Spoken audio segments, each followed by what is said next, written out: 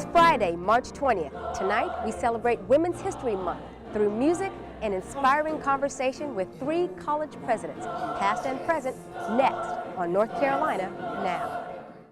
Quality public television is made possible through the financial contributions of viewers like you, who invite you to join them in supporting UNC TV.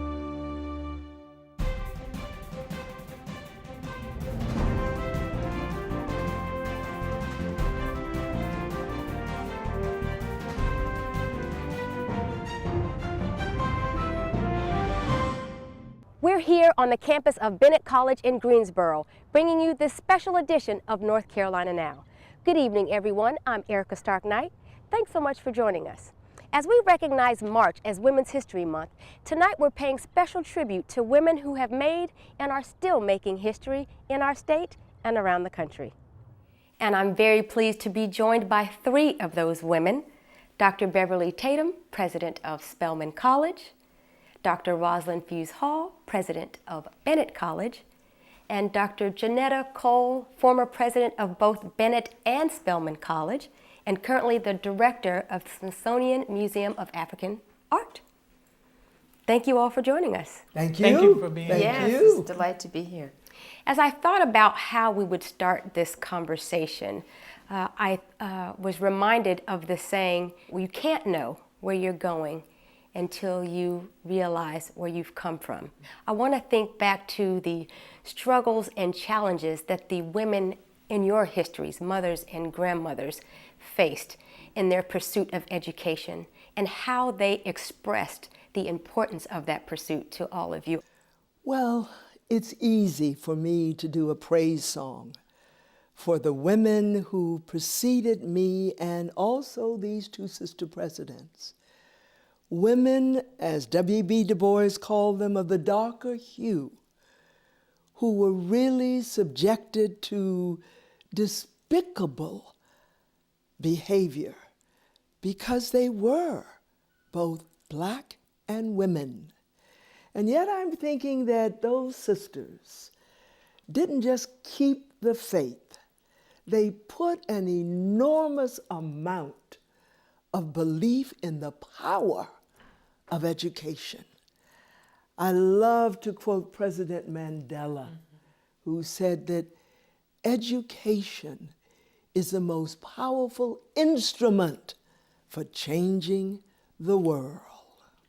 And I want to pick up there because I agree with Madam President that our mothers, particularly in my case, my mother's mother, my grandmother, was the home economics teacher for the normal school in the area.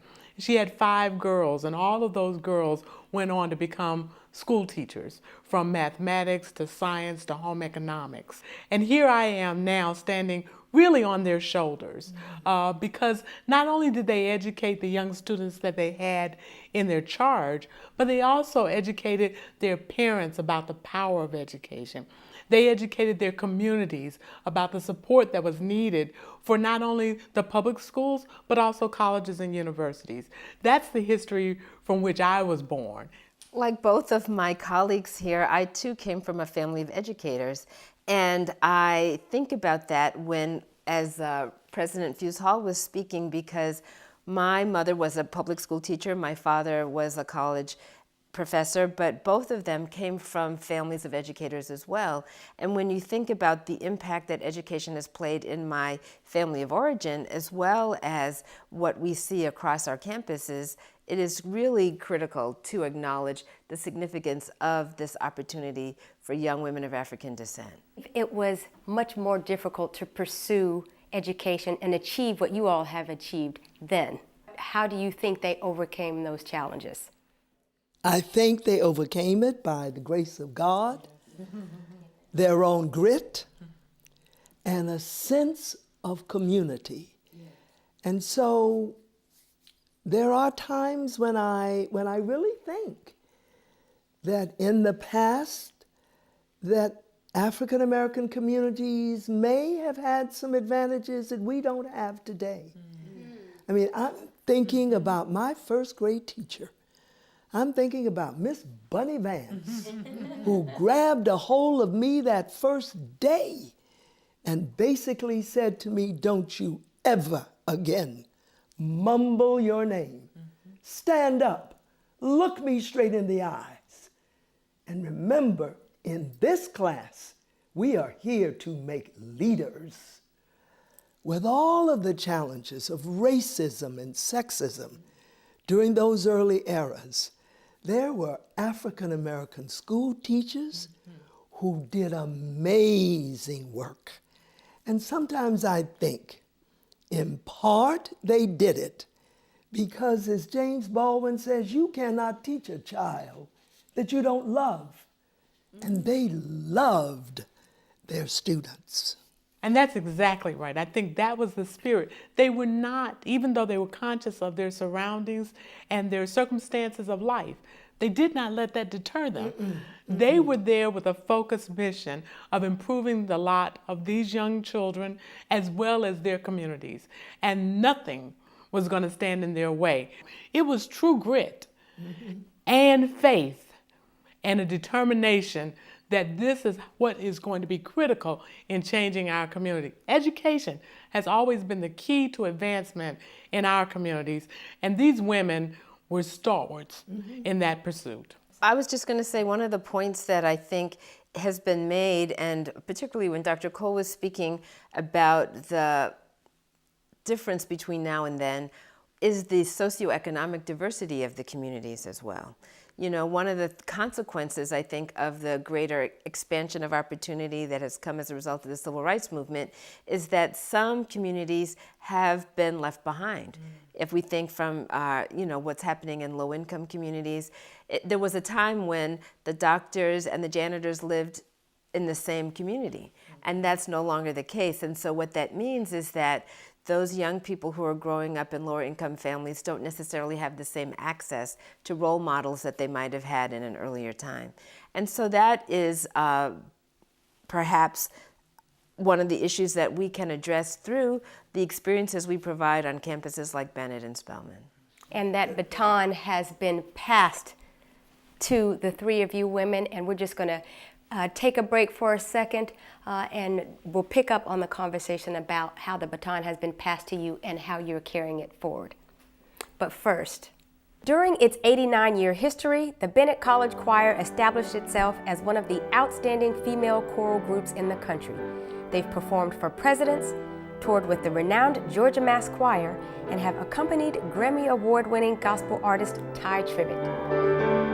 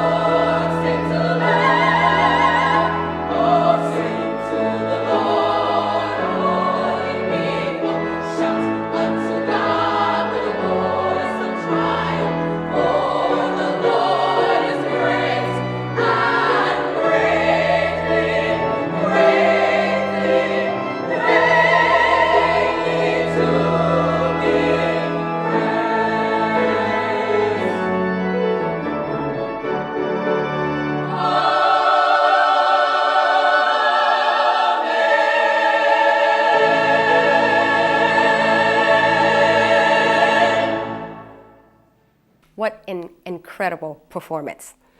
As we're joined back here with three of you, we were talking about how the baton has been passed on to you and how you all have accomplished so much in your respective careers. A clinical psychologist, author, attorney, and innovator, a director of a National Arts Museum, anthropologist, but you all are educators.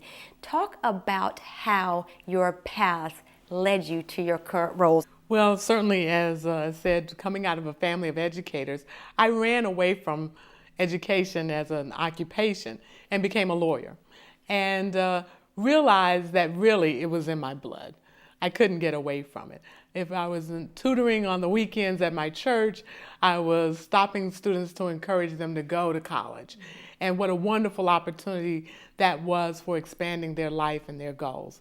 So I certainly went along the path of trying other careers, because I do believe that children today are going to have more than just one career. But I landed in education because this is truly where my heart is. And today, I mean, looking at leaders like I studied and have on my living room coffee table her book of quotes, and followed her. I've read Dr. Tatum's book, that seminal work about integration. And looking at other women leaders, certainly it gave me the inspiration to do the work that I'm doing today. And what does it mean to you to be the president of an all-women's college? Well, it's the ultimate. It's the grand ultimate as far as I'm concerned. As a young woman myself, I know the value of higher education in particular. And as we sit here in a knowledge-based economy, I know that our future is going to be dependent on those people who can critically think, critically write, express themselves, and innovate. And you cannot do that without a college education at a bare minimum. And then to also encourage our students to go on to get advanced degrees, whether that be in law or anthropology or psychology, but giving them the power to believe in themselves enough that they leave here what we say competent, confident, cultured, and committed to social justice. That's what we do here at Bennett College. That's what I believe we all have done in our lives.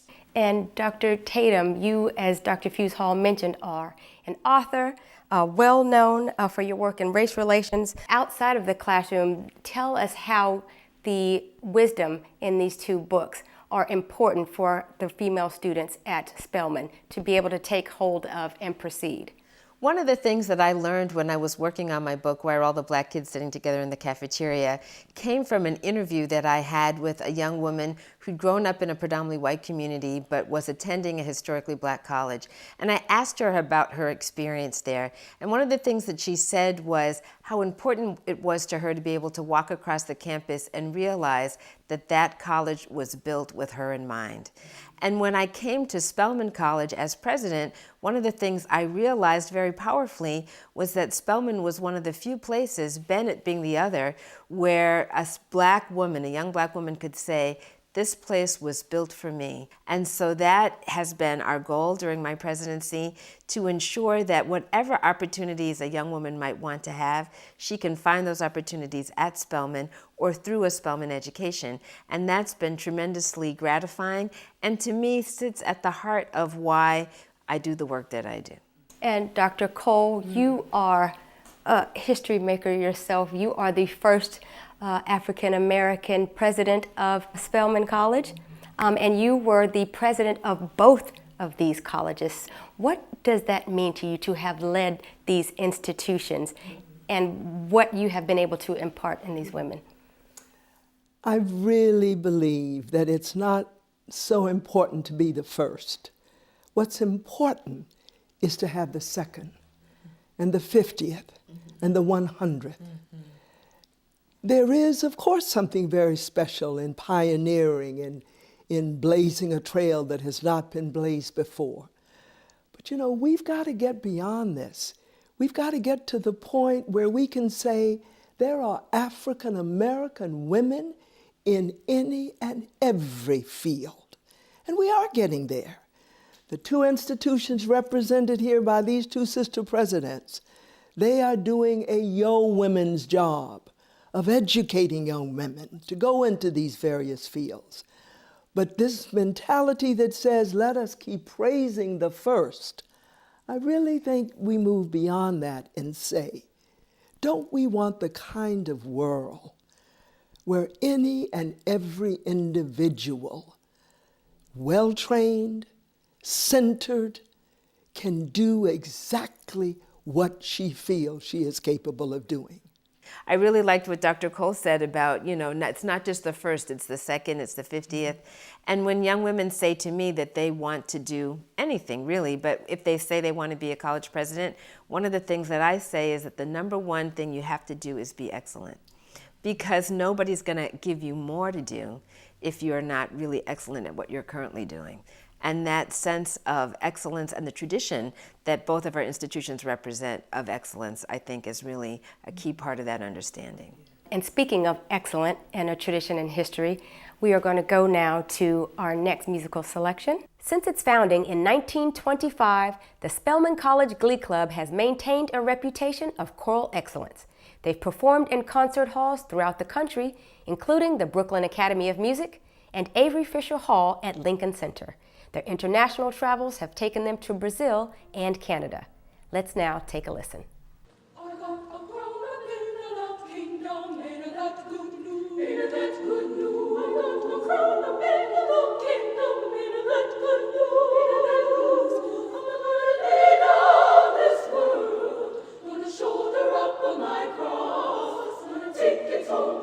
Jesus, say that good news, good news.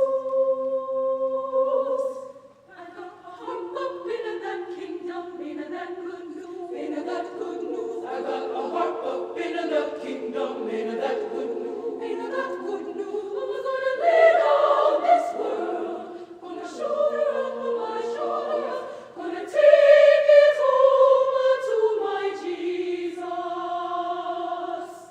In that good news.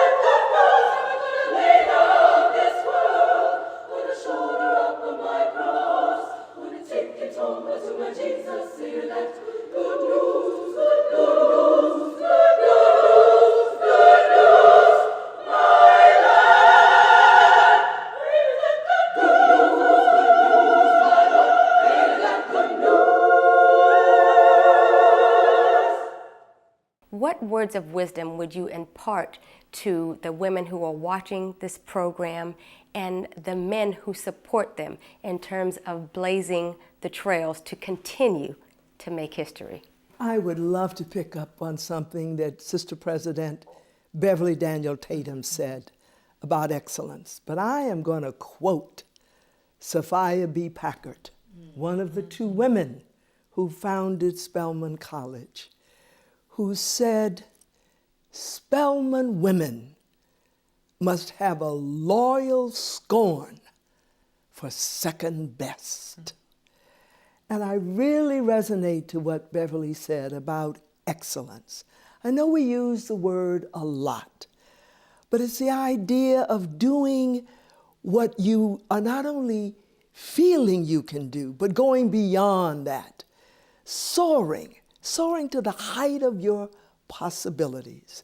I also think of the words of Willoughby Player, our Shiro, who said that her mother said to her, Willa, we expect nothing of you that is ordinary. This idea is so important, not only for our young girls, but for our young boys, as they move into a world that is going to be so demanding of them, and a world that has yet to be accepting totally of them, because They are of the darker hue, and they are women. I think it's amazing time to be a young woman because you do have these young women who've not been born in a segregated society. And even though their communities may be a little smaller than one would hope, they've been able to experience all cultures, lots of multicultures, multiple languages, and they've actually been able to see via the internet different worlds and different opportunities, and they can go for it. And our job is just to continue to inspire them to go for it, to be the best at what you are doing, but also to not be afraid. Going back to what we said originally about those women of the early days, they had that true grit. They were not going to be deterred.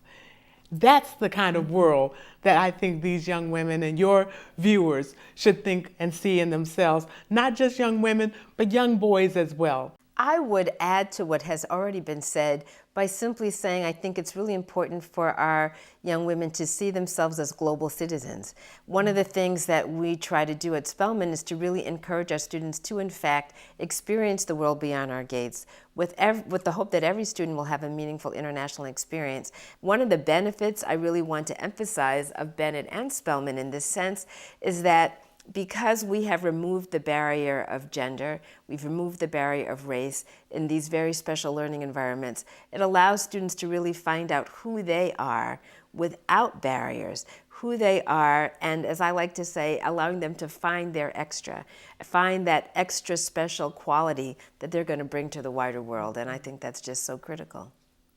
The duality just seems so important. That is to genuinely prepared to be a citizen of the world, but simultaneously to be so rooted and centered and comfortable in who one is as a black woman. As a black woman, yes. There's a lot of power in that. That is a lot of power.